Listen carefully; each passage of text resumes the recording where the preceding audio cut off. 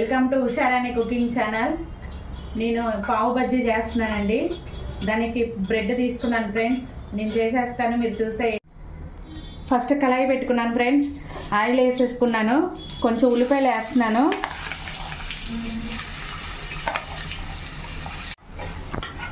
ఇగో పచ్చిమిరకాయలను ఉల్లిపాయలు ఇలా వేసుకున్నాను ఫ్రెండ్స్. వేపుకుంటున్నాను. 4 టమాటాలు తీసుకున్నానండి.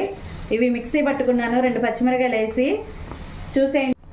చిటికెడు పసుపు వేసుకోండి. 1/2 స్పూన్ సాల్ట్ వేసుకోండి. 1/2 స్పూన్ కారం వేసుకోండి.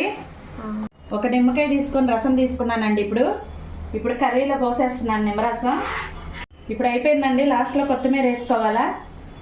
కొత్తిమీర వేసుకొని కలుపుకొని దింపుకోవటమేనండి. కర్రీ రెడీ అయిపోయిందండి. టమాటా కర్రీ. స్టవ్ కట్టేసుకోవటమే అండి. నెయ్యి వేసుకున్నాను. ఇప్పుడు నెయ్యి వేడెక్కువ